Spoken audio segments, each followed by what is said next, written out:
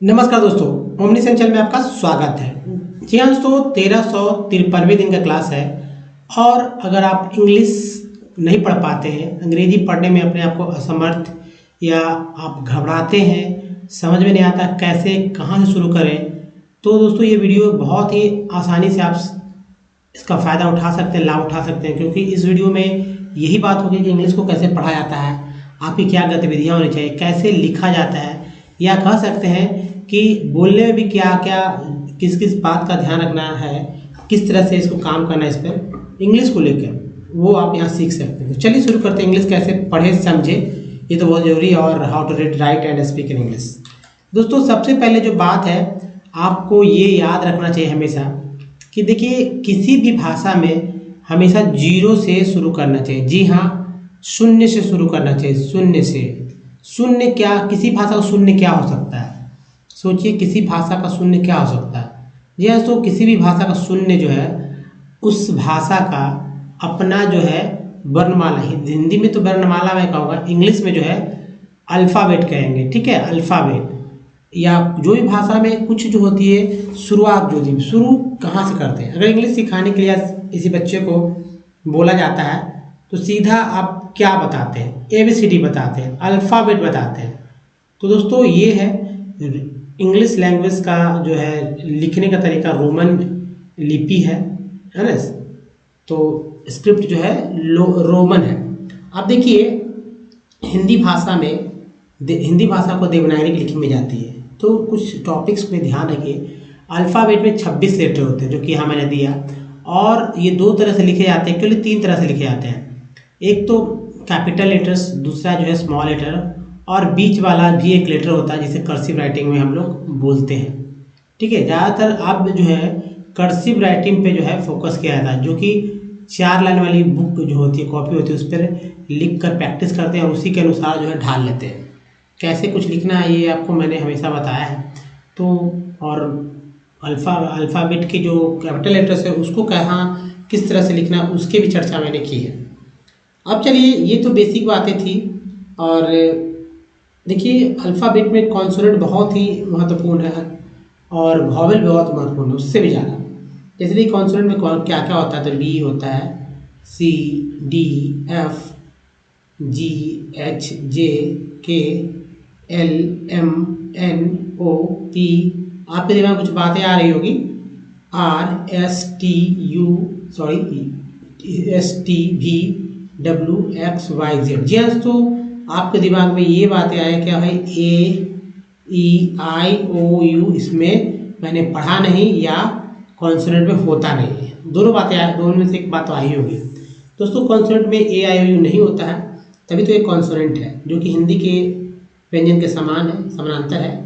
और कॉन्सोनेंट के द्वारा यानी इनके द्वारा उच्चारण होने वाले जो अक्षर जो है निम्न है, वो यहाँ से आपको पता चलेगा कि B को, जी हाँ, B को ब बोलते हैं, C को क श बोलते हैं, D को ड द ज बोलते हैं, F को फ बोलते हैं, G को ग ज बोलते हैं, H को ह बोलते हैं, J को ज, K को क, L को ल, M को म, N को नाड़ा, P को बोलते हैं प, Q को क, R को र। और हिंदी लिखते समय र के लिए भी R का इस्तेमाल होता है। स को S को सज, T को ट त च श भी होता है, V को व, W के व, X को X और एग भी बोलते हैं, X और क्या बोलते हैं, एग्स, एग्स। Y को दोस्तों या बोलते हैं, Y को क्या बोलते हैं, या बोलते हैं।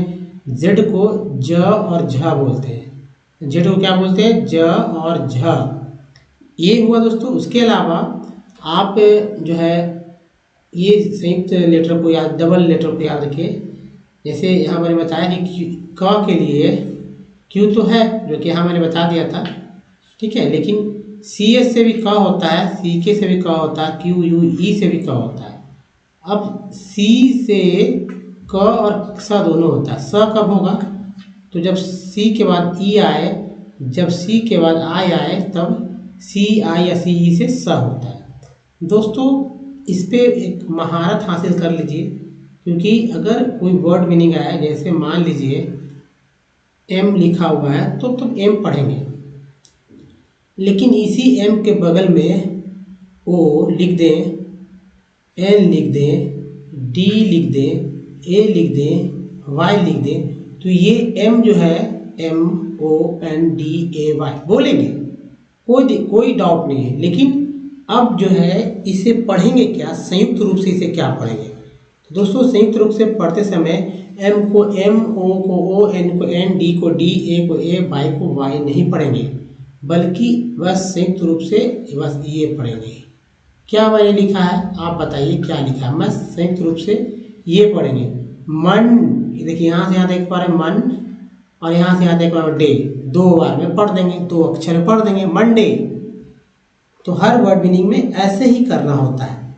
कभी भी कोई वर्ड में आए तो जो उसका उच्चारण है उस उच्चारण को पढ़ना होता है। तो चलिए अब जो है नेक्स्ट चीज़ देखते हैं कि इंग्लिश पढ़ते समय, अंग्रेजी पढ़ते और लिखते समय वॉवेल हमेशा आपके दिमाग में रहना चाहिए, तभी आप अच्छे तरह से लिख पाते हैं। जैसे दोस्तों ए मान, अभी आपने DAY देखा, DAY, तो ए जो है, ए को क्या पढ़ेंगे। मान लीजिए आप कुछ नहीं पता था तो आप क्या पढ़ते हैं। तो मैं बताऊं दोस्तों, ए को चाहे तो आप पढ़ेंगे, मान लीजिए जब नहीं आते हैं, मुझे पता है आपको भी पता है, ए को आप पढ़ सकते हैं, ए को आप पढ़ सकते हैं, ए को ए पढ़ सकते हैं, ए को ए पढ़ सकते हैं, इससे बाहर कुछ नहीं पढ़ सकते। ए को अभी सब पे देखेंगे, डी को ड बोलेंगे, ए को आ बोलते हैं तो डए, वाई को या बोलते हैं डए, अगर ए को आ बोलते हैं तो डाए, ए को ए बोलते हैं तो डे, ए को ए अगर पढ़ते हैं तब डे हो जाता है, डे, यानी DAY डे, जो कि यही उच्चारण सही है, डे। ठीक है, डे। देखिए ये मात्रा चिन्ह है, इसका मात्रा चिन्ह ये होता है और इसका मात्रा चिन्ह ये होता है, आकार का मात्रा चिन्ह ये होता है और आ का कोई मात्रा चिन्ह नहीं होता। तो ये समझना होगा कि कोई भी वर्ड मीनिंग हो, चाहे ए हो चाहे ई हो, उन सब का उच्चारण जो है अब अलग अलग में अलग अलग है। देखिए ई का आ, ई और ए भी, और आई का उच्चारण जो है आ, ई और आई भी होता है। ओ का उच्चारण जो है आ, उ और ओ बोलते हैं। उसी तरह से यू का उच्चारण जो है क्या होगा, अ होगा, आ होगा, उ होगा और यू होगा। डबल ओ का उच्चारण अ होगा, आ होगा, उ होगा, ओ होगा और ऊ होगा। तो देखिए हर एक वर्ड में अलग अलग तरह से पढ़ा जाता है, लिखा जाता है, समझा जाता है। आपको क्या करना है, इन सब पे एक उच्चारण याद कर लेना है। तो इसको याद रखिए, साथ ही इसके जो वर्ड्स है उसको भी देखिए। जैसे ये वॉवेल जो है हमेशा आपके दिमाग में रहना चाहिए। क्या, तो यहाँ पर देखें थोड़ा तेजी में कि ए को जैसे यहाँ पर और यहाँ पर सब वर्ड मीनिंग में ए एक है। तो एक एग्जाम्पल मैंने लिया है कुछ जो है उच्चारण के आधार पर। जैसे मेडल में ए को आ बोलते हैं, मेडल, स्मार्ट, मेड, क्रैप। देखिए लिखते कैसे मेडल ऐसे लिखते हैं, मेडल। तो ड में आ गया, अगर नहीं समझ में आ रहा तो देखिए कैसे लिखते हैं, ये भी बताऊंगा। स्मार्ट देखिए स्मार्ट, या देखिए मेड, या देखिए क्रैप, सब में आ गया। अगर बात करते हैं, जैसे एक एग्जांपल देखिए, मेडल को किस तरह से मेडल को लिख सकते हैं, मेडल को और अच्छे से लिख सकते हैं ताकि समझ में आए कि ये आ रहा है कि नहीं ड में। देखिए एम से म होता है और इसमें लग गया ए, क्योंकि यहाँ पर है मात्रा चिन्ह है। फिर देखिए डी का ड होगा और ड में लग गया अ, फिर देखिए ल होता है और ल में लग गया अ, हालांकि जो कि दिखता नहीं है। अब देखिए यहाँ पर अ आया ना, इसी चीज़ को जैसे स्मार्ट लिखते हैं, स्मार्ट, ठीक है, स्मार्ट लिख रहे हैं तो स्मार्ट में क्या लिखते हैं, एस तो है एस, चाहे ऐसे लिखिए ऐसे, कुछ इसमें मात्रा चिन्ह है ही नहीं क्योंकि आधा श है।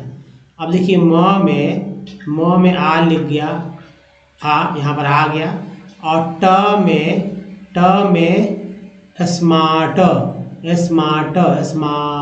देखिए, और इसके पहले र यहाँ ही लग जाएगा, ठीक है, ये वाला र यहाँ आ जाएगा ठीक है, तो स्मार्टर ऐसे। तो ये सब एग्जाम्पल से, मान लीजिए क्रैप लिखना है, क्रैप लिखना है, ठीक है। क्रैप को कैसे लिखेंगे, ए कैसे पढ़ेंगे, तो देखिए क है, क में ए लग गया क्रैप, क में देखिए र लग गया, फिर ए लग गया, ए क्रैप, और प में अ लग गया, तो क्रैप। तो यहाँ पर देखिए ए कार आ गया। इसी चीज़ को समझना है आपको, ठीक है। तो अगर इस चीज़ को समझ लेते हैं, जैसे यहाँ पर देखिए मेडल लिखते हैं, अगर लिखते हैं तो कोई भी अंग्रेजी आप पढ़ पाएंगे। स्मार्ट लिखते हैं तो कोई भी अंग्रेजी आप पढ़ पाएंगे, या क्रैप ही लिखते हैं या कुछ भी लिखे तो आपको समझ में आएगा कि ऐसा क्यों लिखा गया है, कैसे पढ़ना है इसको। अब देखिए नेस्ट है, नेस्ट में ए, नीट में ई, सर्कल में आई को आ बोलते हैं। अब देखिए दोनों जब तीन में छोटी पढ़ लीजिए, बड़ी पढ़ लीजिए, कोई अंतर नहीं होता है। उच्चारण में थोड़ा सा घींच कर पढ़ते हैं तो बड़ी हो जाता है, नहीं घींचते हैं तो छोटी होता है। टायर में आई का उच्चारण आई के रूप में होगा आई।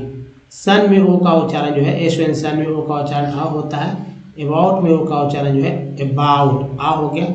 रूम में ओ का उच्चारण जो है ऊ हो गया, और टोन में ओ का उच्चारण ओ हो गया, टोन।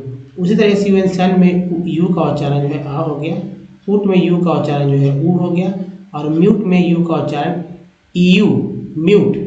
जबकि फ्लड में डबल ओ का उच्चारण जो है अ होता है, अ फ्लड। मून में डबल ओ का उच्चारण जो है ऊ होता है, मून। और फ्लोर में डबल ओ का उच्चारण जो है ओ होता है, फ्लोर। तो बस इसको समझकर आप आगे कर सकते हैं, आसानी से कोई भी इंग्लिश के वर्ड्स को आराम से पढ़ सकते हैं। अब दोस्तों देखिए याद कुछ बातें रखना है। जैसे अल्फ़ाबेट में 26 लेटर होता है, एक ये बात याद रखना है, इसके दो पार्ट होते हैं। पहला जो है वॉवेल, जिसमें लेटर की संख्या 5 होता है, यानी कि लेटर होता है ए, ई, आई, ओ, यू। दूसरा जो होता है कॉन्सोनेंट, जिसमें लेटर की संख्या होता है 21, और जिसके लेटर की संख्या, जिसमें जो कि लेटर ये होते हैं B, C, D, F, G, H, J, है ना, B, C, D, F, G, J, K, L, M, N, P, Q, R, S, T, V, W, X, Y, Z, ये होते हैं। और जब सबसे इम्पोर्टेंट है दोस्तों, अगर ये नहीं आता है तो इससे भी जल्दी पढ़ना सीखना है तो ये वाला पार्ट को, यानी पार्ट्स ऑफ वर्ड को याद कीजिए, जो कि 70 है और 3 स्लाइड में अभी आप देखेंगे। जैसे देखिए ये पहला स्लाइड है, इसका स्क्रीनशॉट लेकर याद कर सकते हैं। जैसे टी एन को सन बोलते हैं, टी एल को C L, T U R को चर, टी यू एल को चुअल, पी आर को प्रो, एस एन को सन जन, एल ओ जो के लॉजी, टी आई को टिव, आई ई एस को ईज, टी आई ए को सी ओ, टी डी को टेड, ए जी एच को एज, ई एन को एन, सी ओ एन को कन, सी ओ को कम, ई आर को आर, टी एन टी को टेंट, ए एल को अल, आई एल को E L, S I V को सिव, ए एन सी को एंस, ई एन सी को एंस, ए एन को एन, ई एस टी को एस्ट बोलते हैं। दूसरा स्लाइड देखिए दोस्तों, जैसे ओ डब्ल्यू को ओ आ कुछ भी दो में से एक बोलेंगे, ए वाई को ए बोलेंगे, जैसे डे में था ना ए वाई, ए टी को एट, ए टी ई को एट, पी आर ई को प्री, अपने दोनों, ठीक है, कोई श्वास, सी यू एल को कल, आई जी एस टी को आइट। बगल में एग्जाम्पल है, वहाँ से आप पढ़ सकते हैं कि आइट है तो एफ लगा फाइट्स, क्या अंतर है, आर लगा राइट, एन लगा नाइट, ए सी को एक, access, L E double S को लेस, तो ई डबल एस को ही पढ़ना है। जैसे सी लग गया सेस, एल लग गया लेस, अगर एन लग जाता एन ई डबल एस तो नेस हो जाता ना, एल के को का, ओ एन जी को ऑम। उसके बाद दोस्तों ए सी आर को sure, A C U R E को श्योर, टी आर को ट्री, ई सी ओ को ई को, ई आर को ऑन, और यू आर एन को भी अर्न बोलते हैं। डबल ओ के को उक, एल वाई को ली, सी ओ को का, आई एन जी को इंग, सी को सा, एल एम को माँ, डी जी को जा, और जी एन को ना बोलते हैं। अब देखिए यहाँ पर देखिए ई एन टी को एंट बोलते हैं, तो टेंट रेंट हुआ ना, ई एम को इम, ए बी एल ई को able, I D I S को dis, C U R E को क्योर, आई एम को इम, ओ एन डी को ऑन। तो फॉन्ट साउंड राउंड बहुत सारा होता है, आई सी को इक, ए एन को एन, ओ एन को ऑन, और यू एन जी को अंग, तो संग हो गया ऑन। अब देखिए ओ एन यहाँ भी ऑन बोलते हैं, यहाँ भी अन बोलते हैं, यहाँ ऑन यहाँ अन। तो पहला यहाँ ओ एन को ऑन पढ़ेंगे, दूसरा जो है ओ एन को अन पढ़ेंगे। तो वर्ड है ओनियन, ओनियन, तो ऑनियन है ना, ओनियन। उसके ओ एन ई को वन नहीं ओन पढ़ेंगे, ई ए को ई पढ़ते हैं, बड़ी खरा मात्रा, जी एन को जन, आई वी एल को ईवल, ई एक्स को X X, U N I को यूनी एन आई, यू आर को आर ऑ, और आर ई को री, यू एल को अल, डी ई को डी पढ़ते हैं। अब देखिए दोस्तों इन सबको अच्छे से याद रखना है अगर इंग्लिश में पढ़ना है तो।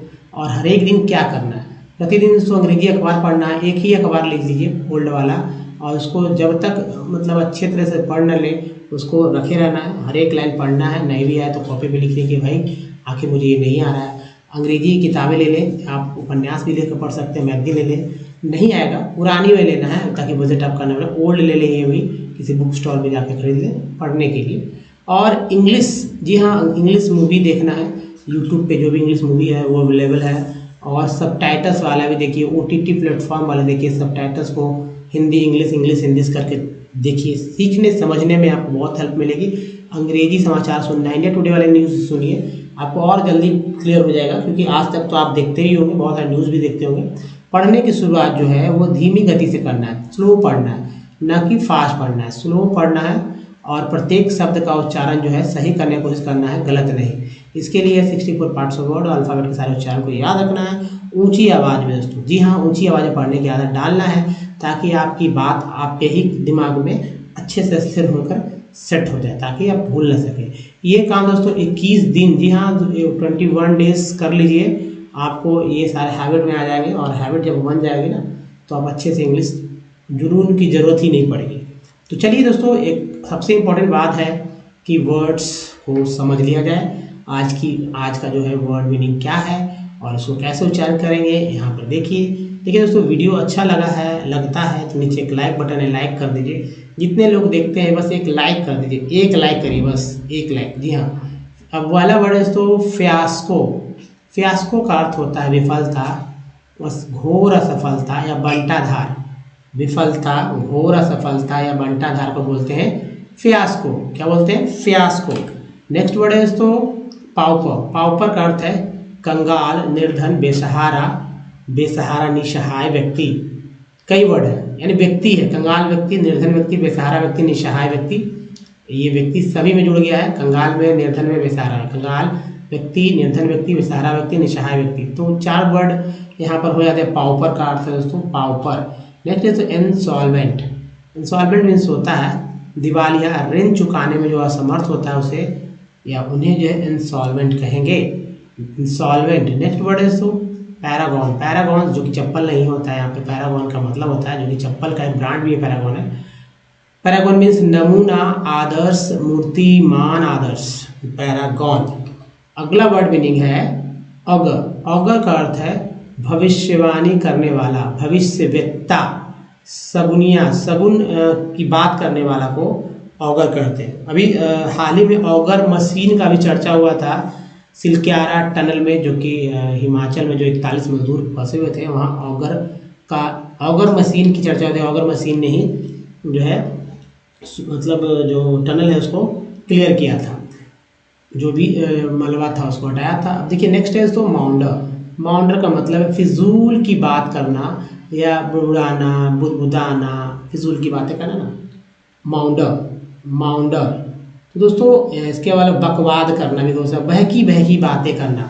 माउंडर का मतलब ये भी है बहकी बातें करना। क्या? बहकी बातें करना माउंडर कहलाएगा। आप याद कर लीजिए दोस्तों, माउंडर मीन्स बहकी बातें करना। कितना अच्छा वर्ड्स है और आपके घर के यूज होने वाले वर्ड्स है।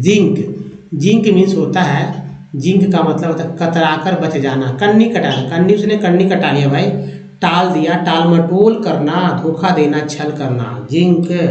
जैसे जिंक। नेक्स्ट वर्ड है तो ब्रुक। ब्रुक मीन्स होता है झेलना, सहन करना और बर्दाश्त करना। झेलना, सहन करना, बर्दाश्त करना, ब्रुक।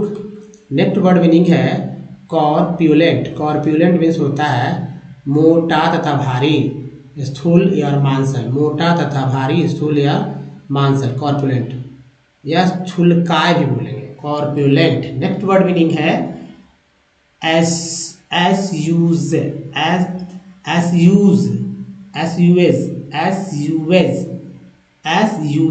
ना। एसयूएज मीन्स होगा, एसयूएज मीन्स काम करना, कम करना, ठीक है, कम करना। शांत करना, शांत क्या करना है भाई? तो दुख, क्रोध, पीड़ा, चिंता को शांत करना, एसयूज है ना। एसयूज मीन्स कम, शांत करना। दुख पीड़ा, दुख को क्रोध पीड़ा चिंता को, दुख क्रोध पीड़ा चिंता को शांत करने को ऐसे यूज करेंगे, यानी कि कम करना। रेकलेस, रेकलेस का अर्थ होता है असावधान, लापरवाह, विचारी, अविचारी या उतावला को बोलते हैं रेकलेस। असावधान, लापरवाह, अविचारी या उतावला, असावधान, लापरवाह, अविचारी या उतावला को बोलते हैं रेकलेस। क्या वर्ड है दोस्तों? रेकलेस मीन्स, रेकलेस का मतलब असावधान, लापरवाह, अविचारी, उतावला। असावधान, लापरवाह, अविचारी या उतावला को बोलते हैं, उतावला क्या बोलते हैं? रेकलेस। नेक्स्ट वर्ड मीनिंग है कैटापल्ट। कैटापल्ट का अर्थ है गुलेल या प्रक्षेपक। कैटापल्ट मीन्स होता है गुलेल या प्रक्षेपक। दोस्तों ये तो था जो वर्ड्स, और ये वर्ड मीनिंग कितना है, बहुत ज़्यादा तो नहीं है, 12 वर्ड मीनिंग। रोज़ आप इसे याद कर सकते हैं एक टारगेट लेकर। अगर अभी इसे याद कर लेते हैं तो आप अपने बोलचाल की भाषा को इस कदर से एडवांस लेवल में ले जा सकते हैं कि आप कोई सोचेगा भी नहीं और कि भाई इतना तेज कैसे ये सीख लिया बंदा। दोस्तों अगर आपको इंग्लिश पढ़ते समय अगर कोई असुविधा होती है तो क्यों होती है, यहाँ पर आप समझ लीजिए। अगर आप इंग्लिश पढ़ते समय दिक्कतें पड़ जाते हैं तो यहाँ आप गलत पढ़ ले भले ही, लेकिन अभी मैं आपको बता दूंगा कि आपने क्यों गलतियाँ की, ये तो मैं बता ही दूंगा, और उसको आप अच्छे से करेक्ट कर सकते हैं। और समझने में भी मैं आपको यहाँ हेल्प करूँगा किस तरह से जो इंग्लिश को अच्छे से समझा जा सकता है। तो बस करना क्या है, एक बार भाई आप पढ़ लीजिए, उसके बाद मैं तुरंत जस्ट मैं पढ़ दूंगा ताकि आपकी जो गलतियां हैं, जो हेजिटेशन है, जो घबराहट है, वो सारे के सारे दूर हो जाए। तो बस स्टार्ट कीजिए आप वीडियो को पॉज करके। दोस्तों कैसे पढ़ना है इसको देखिए। अगर आपने पढ़ लिया है तो टेक, देखिए LOG पार्ट्स है, ये चर्चा मैंने की है। टेक भी एक पार्ट ही है जो बार बार आता है, तो टेक INO को यही पढ़ना था। टेक्नोलॉजी, इज नहीं इज, क्योंकि एस को जब भी बोलते हैं ना, इसलिए इज कभी ध्यान नहीं दिया है लोगों ने, बस कहते इज है। इज है लेकिन क्यों है, क्योंकि एस को स नहीं ज भी पढ़ते हैं, इसलिए इज है। इज ऑल्सो, यहाँ पर तो स पढ़ रहे हैं, इज ऑल्सो तभी तो सो पढ़े। इज ऑल्सो ऑल, है ना, इज ऑल्सो, ऑल्सो कितना लिखते हैं अच्छे से, इज ऑल्सो ए ह्यूमन, ए को यहाँ ए, और ए के बाद जब ई आए तो ए जो है इस तरह से ए उच्चारण होता है। 4 उच्चारण है ना ए का, तो ए का ए हो जाएगा। तो ए के बाद ई आया, यानी कोई कॉन्सेप्ट के बाद ए का ई आया तो ई। तो made, MA made, resource, RED resource. So people like us use nature, TY को चर, AL को बोलते अल। नेचुरल रिसोर्सेज टू मेक, देखिए एक बाद ये है, मेड में था या मेक में है। Human made resources said Mona. Nodding in understanding, under ER को डी लगा डर, UNI understanding. Yes said Raju. इसके बाद दोस्तों human resources people can, AN को एन, सी लगा तो can, pan, rand, man, tan, बहुत सारे वर्ड होते हैं। मेक द बेस्ट, EST को वेस्ट बोलते हैं, तो बी लगा, बी तो वेस्ट हो गया, वेस्ट यूज ऑफ, देखिए चर है ये, नेचर टू EA को ई बोलते हैं, ये पार्ट है हमारा। क्रिएट मोर रिसोर्सेज व्हेन, यहाँ पर एस साइलेंट है व्हेन में, when they have the now, OW को यहाँ पर आओ बोलते हैं, आओ, तभी तो नॉलेज, नॉलेज नहीं नॉलेज, यहाँ जो है डी साइलेंट है। Knowledge, skills and the technology to do so, that is why human, यहाँ पर ये हटा दीजिए, why human beings are the RA special, IL को ये बोलते हैं special resources, peoples are human resources, education and help in. दोस्तों अब आप देख लीजिए हेल्प इन मेकिंग पीपल्स, ऐसा करके जो है आगे सेंटेंस है। तो आप अगर यहाँ पर कहाँ गलती हुआ, अगर आप यहाँ पर थोड़ा सा भी गलती आपने किया तो यहाँ से करेक्ट कर लेंगे। अब चलिए इसे ट्रांसलेट करके देखते हैं कि इसका अनुवाद कैसे होता है, आप समझते कैसे इसे। तो दोस्तों पहला सेंटेंस देखिए, जब सेडमोना तक है तो technology is also human made resource, sorry एक यहाँ भी है, तो टेक्नोलॉजी जो है, प्रौद्योगिकी है, वह भी एक जो है मानव निर्मित संसाधन है। ठीक है, सो इसलिए जो है लोग जो है व्यक्ति जो है, बहुत सारे लोग जो हैं, like us the natural resources to make human made resources, said Mona, है ना। तो मोना ने समझ में हिस्से हिलाते हुए कहा, तो हमारे जैसे लोग प्राकृतिक संसाधनों का उपयोग जो है मानव निर्मित संसाधन बनाने के लिए करते हैं। ठीक है, अब देखिए ये, हाँ राजू ने कहा, अब देखिए यहाँ पर है यस सेड राजू ने कहा, ये सब राजू ने कहा कि मानव निर्मित संसाधन बनाने के लिए करते हैं, राजू ने कहा। तो मानव संसाधन जो है, अब आगे यहाँ देख पढ़ेंगे दोस्तों कि पहले फिर समझ लीजिए कि प्रौद्योगिकी इस्लाम, देखिए technology is also human made resources, प्रौद्योगिकी भी एक मानव निर्मित संसाधन है। अब सेड मोना ने कहा, भाई मोना ने मतलब कहा कि इसलिए जो लोग जो है, लोग को पसंद है ने जो प्राकृतिक संसाधन है, जो प्राकृतिक संसाधन को प्राकृतिक संसाधन को जो है ह्यूमन मेड यानी कि मानव निर्मित संसाधन बनाने के लिए जो है मानव निर्मित बनाकर जो इस्तेमाल करते हैं वो पसंद है लोगों को। ठीक है, राजू ने सिर हिलाते हुए जो है कहा कि मानव निर्मित संसाधन बनाने के लिए, मतलब हाँ उसने करी। ह्यूमन रिसोर्स यानी कि मानव संसाधन, people can make the best use of nature to create more resources when they have the knowledge. ठीक है, अब दोस्तों मानव संसाधन जो है यानी ह्यूमन रिसोर्स, लोग अधिक संसाधन बनाने के लिए प्रकृति का सर्वोत्तम उपयोग कर सकते हैं जब उनके पास ऐसा करने के लिए ज्ञान, कौशल और प्रौद्योगिकी यानी कि knowledge, skill and technology to do so, यानी कि उनके पास जो है क्या ज्ञान, उनके पास जो है कौशल, उनके पास और प्रौद्योगिकी हो तो ऐसा कर सकते हैं। अब देखिए दैट इज वाई, ये हटा देना है, that is why human beings are special resources. ठीक है, अर्थात जो है इसलिए कह सकते हैं, अर्थात मनुष्य एक विशेष संसाधन है। अब देखिए संसाधन है, पीपुल्स आर ह्यूमन रिसोर्स। ठीक है, लोग जो है मानव संसाधन है, और education and health help in the making people, यानी कि शिक्षा और स्वास्थ्य जो है लोगों के स्वास्थ्य, लोगों के, जो कि यहाँ सेंटेंस इनकम्प्लीट है, तो शिक्षा और स्वास्थ्य मदद करता है किसमें लोगों के मूल्यवान, मतलब कि जो लोग जो है बनाते हैं मूल्यवान संसाधन, तो उसमें शिक्षा और हेल्थ जो है मदद करता है। दोस्तों ये था कि इस तरह से इसे समझा जा सकता है।